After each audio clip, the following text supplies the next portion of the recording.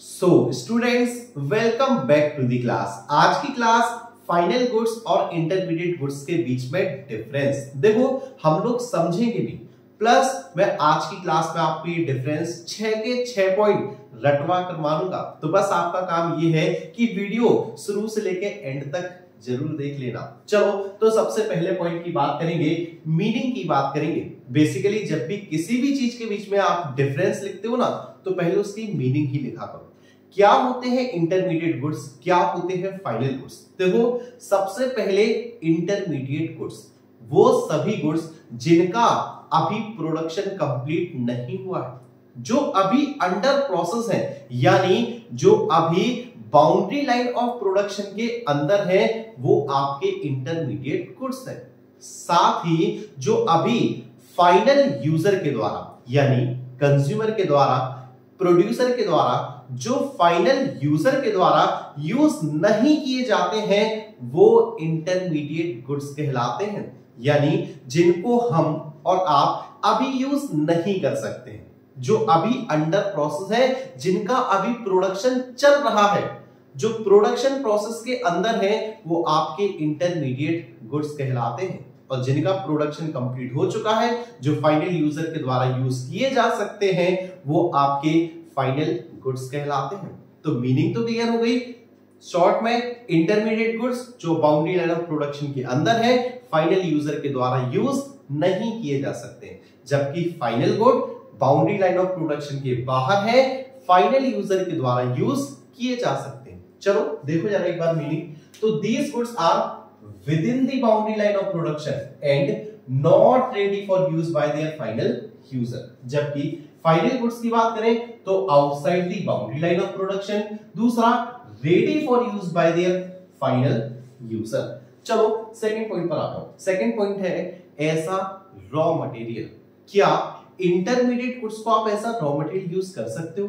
क्या final goods को ऐसा रॉ मटेरियल यूज कर सकते हो? देखो तो इंटरमीडिएट गुड्स को प्रोड्यूसर ऐसा रॉ मटेरियल यूज करता है। और प्रीवियस क्लास याद हो तो जैसे मैंने बात की थी हलवाई की, हलवाई अगर मिल्क का यूज कर रहा है, हलवाई अगर शुगर का यूज कर रहा है मिठाई बनाने के लिए, तो वो इंटरमीडिएट गुड्स हैं। ठीक है, तो जब भी गुड्स को प्रोड्यूसर ऐसा रॉ मटेरियल यूज करेगा, वो आपके इंटरमीडिएट गुड्स, यानी इंटरमीडिएट गुड्स को ऐसा रॉ मटेरियल यूज किया जा सकता है, जबकि फाइनल गुड्स को हम रॉ मटेरियल की तरह यूज नहीं करते हैं। ठीक है, ये फाइनल गुड्स फाइनल ही होते हैं। देखो तो these goods are used as raw material for production of other goods। जब भी अदर गुड्स का प्रोडक्शन करना हो, उनके लिए ऐसा रॉ मटेरियल यूज किए जाते हैं, वो इंटरमीडिएट गुड्स, जबकि फाइनल गुड्स को रॉ मटेरियल की तरह यूज नहीं किया जाता। ठीक है, दो पॉइंट हो गए सिर्फ, एक मीनिंग और दूसरा रॉ मटेरियल। तीसरे पॉइंट पर आओ। तीसरा पॉइंट है रीसोल्ड। रीसोल्ड का मतलब क्या आप इन्हें दोबारा से बेच सकते हो? तो इंटरमीडिएट गुड्स को प्रोड्यूसर क्या करता है, प्रॉफिट कमाने के लिए किसी दूसरे को बेच देता है। ठीक है, जैसे मैं कॉपी किताब लेके आया, 100 रुपए की लाया, 120 रुपए में बेच दिया, वैल्यू ऐड की, प्रॉफिट कमाया, इंटरमीडिएट गुड्स। सपोज करो मैंने खोआ बनाया और खोआ बना के ना दूसरे दुकानदार को बेच दिया, दूसरा दुकानदार ना मिठाई बनाएगा। तो अगर प्रॉफिट कमाने के लिए कोई प्रोड्यूसर अपने गुड्स को रीसोल्ड करता है, दोबारा से बेचता है, तो वो आपके इंटरमीडिएट गुड्स कहलाते हैं। यानी इंटरमीडिएट गुड्स को प्रोड्यूसर रीसोल्ड कर सकता है प्रॉफिट कमाने के लिए, लेकिन फाइनल गुड्स को रीसोल्ड नहीं किया जाता। ठीक है, देखो जरा। तो these good may be resold by the producer for making profit, but ये गुड्स आपके रीसोल्ड नहीं किए जाते। इसके बाद जो फोर्थ पॉइंट है वो है वैल्यू एडिड। क्या वैल्यू एडिड किया जाता है? वैल्यू एडिड का मतलब तो याद है, प्रीवियस क्लास में आपको डिटेल में बताया था, value of output minus intermediate consumption.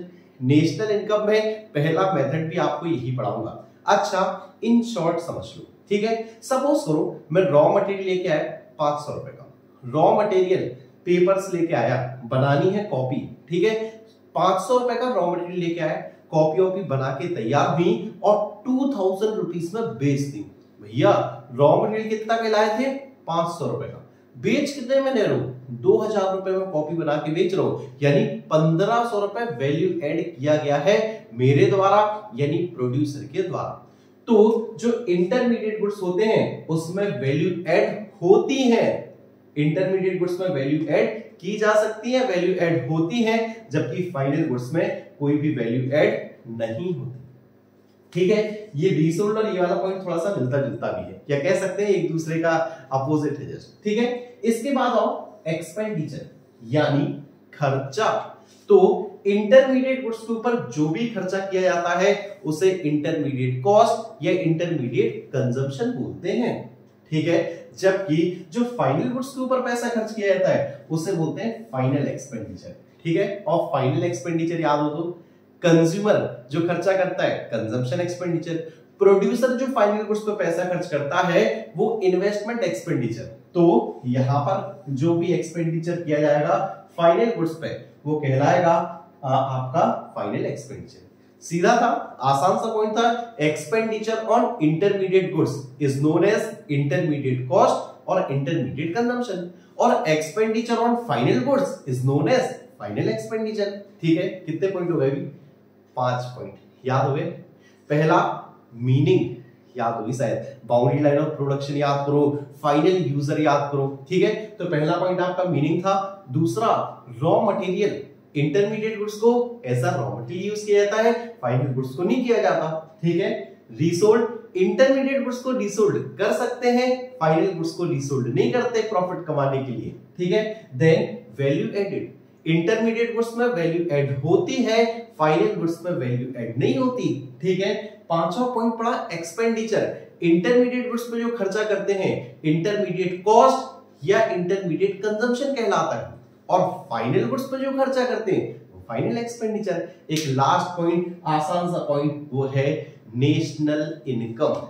अच्छा ये बताओ कौन से नेशनल इनकम में इंक्लूड होंगे, इंटरमीडिएट गुड्स या फाइनल गुड्स? तो आंसर होगा सर फाइनल गुड्स इंक्लूड होते हैं, इंटरमीडिएट गुड्स इंक्लूड नहीं होते। कुछ बच्चे चिल्ला के पूछेंगे सर काहे, क्यों इंक्लूड नहीं होते भाई? तो देखो जो इंटरमीडिएट गुड्स की कॉस्ट होती है ना वो फाइनल गुड्स में जुड़ी होती है। अगर आप इंटरमीडिएट गुड्स को भी इंक्लूड कर दो, फाइनल गुड्स को भी इंक्लूड कर दो नेशनल इनकम में, तो दो बार इंक्लूड नहीं हो जाएंगे। तो इसलिए इंटरमीडिएट गुड्स को नेशनल इनकम में इंक्लूड नहीं करते। इंटरमीडिएट गुड्स की जो कॉस्ट होती है वो फाइनल गुड्स में इंक्लूड होती है, तो फाइनल गुड्स को ही नेशनल इनकम में इंक्लूड किया जा सकता है। ठीक है, कितने पॉइंट थे टोटल? 6 पॉइंट।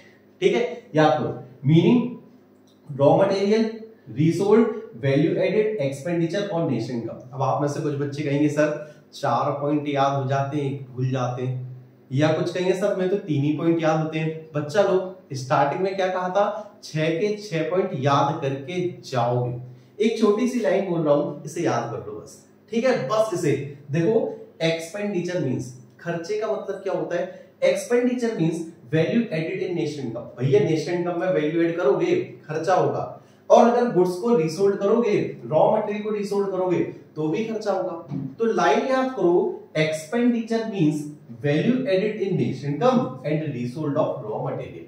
जल्दी से याद करो, 3 बार बोलो, 3 बार कमेंट बॉक्स में लिखो जल्दी से। तो expenditure means value added in national income and resold of raw material. फिर से 2 बार और, क्या कहा, expenditure means value added in national income and resold of raw material. एक बार और बस। ठीक है, चलो, expenditure means value added in national income and resold of raw material. बड़ा आसान है। अब आप कहोगे सर ये है क्या, वो तो बता दो। देखो, पहला एक्सपेंडिचर यानी खर्चा, किसमें क्या बोलते हैं। दूसरा मींस यानी मीनिंग। ठीक है, तीसरा वैल्यू एडेड वाला पॉइंट, चौथा नेशनल इनकम वाला पॉइंट, पांचवा रीसोल्ड वाला पॉइंट, और छठवा रॉ मटेरियल वाला पॉइंट। कुछ बच्चे तो कहोगे सर बड़े साथ हैं यार, एक लाइन में ही सारे पॉइंट, खेल खत्म पैसा हजम। बच्चा लोग तो चाहो तो यार स्क्रीनशॉट ले सकते हो, लो भाई ले लो स्क्रीनशॉट, फिर 2-3 फालतू की बातें और करूंगा। ठीक है, अगर स्क्रीनशॉट ले लिया बहुत अच्छी बात है। अब मेरी बात सुनो, देखो वीडियो तो यहाँ पर होती है समाप्त, क्लास तो होती है यहाँ पर समाप्त, लेकिन जो बच्चे मुझसे लाइव पढ़ना चाहते हैं तो मैं Jhansi institute of commerce play store app पर लाइव क्लासेस भी लेता हूं क्लास 12th की। तो वहां आप आके डेमो ले सकते हो, हर संडे को डेमो होता है, या फिर आप डायरेक्टली क्लासेस ज्वाइन कर सकते हो। चलो तो क्लास अटेंड करने के लिए आप सभी का बहुत बहुत धन्यवाद। मिलता हूं कल नेक्स्ट क्लास के साथ में। Okay, bye bye and take care.